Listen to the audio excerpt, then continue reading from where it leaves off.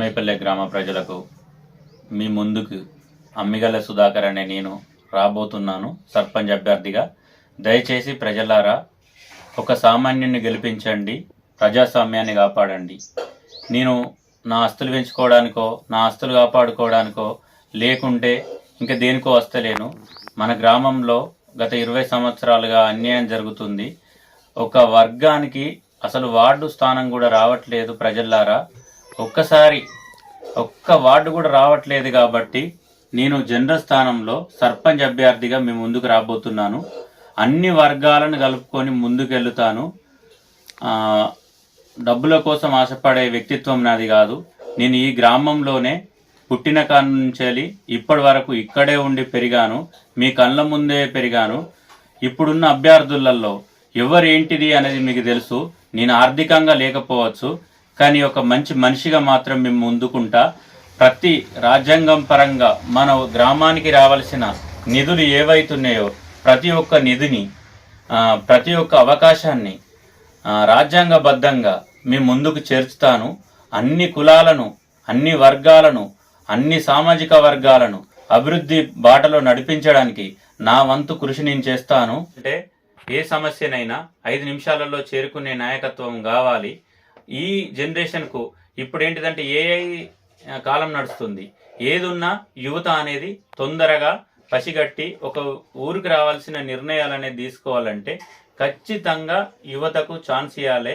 ప్రజల్లారా, ప్రతి హామీ నేను మీకు ఇస్తున్నాను. మన ఊరికి ఏ విధమైన పనులు చేయొచ్చో అన్ని పనులు కూడా నేను చేస్తానని హామీ ఇస్తున్నాను.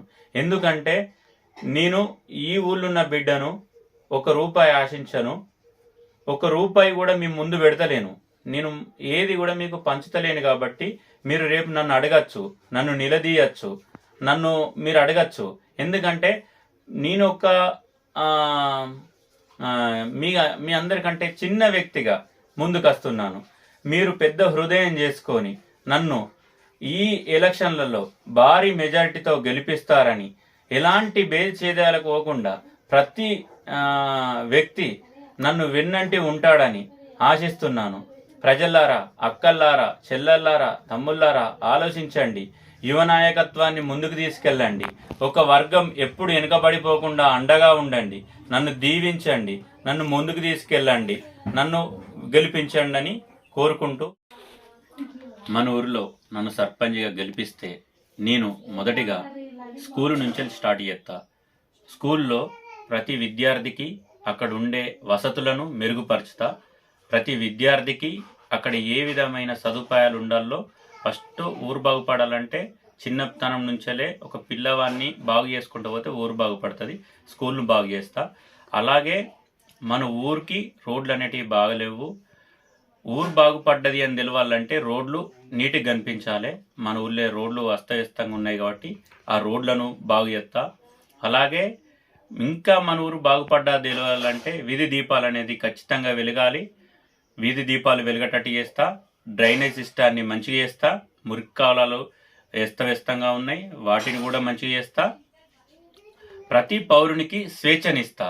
స్వేచ్ఛ అంటే ఒక ఊరి ఏ విధంగా డెవలప్ కావాలనే ఆలోచనలు ముందుకు వెళ్ళే వ్యక్తులుగా ఒక నిర్ణయం తీసుకొని ప్రశ్నించడం మొదలుపెట్టిర్రంటే ఊరు బాగుపడ్డట్టే. ప్రజలారా, ఈ అమ్మాయిపల్లె గ్రామ సర్పంచ్గా బ్యాట్ గుర్తుకు అంటే అమ్మిగల సుధాకర్గా నన్ను గెలిపించి బ్యాట్ గుర్తు పైన ఓటు వేసి నన్ను భారీ మెజారిటీతో గెలిపిస్తారని ఆశిస్తున్నాను. ప్రజలారా, మీరు నన్ను ఆశీర్వదించండి, దీవించండి. అమ్మాయిపల్లె గ్రామ సర్పంచ్గా నాకు మద్దతిచ్చి నన్ను భారీ మెజారిటీతో గెలిపించండి ప్రజలారా.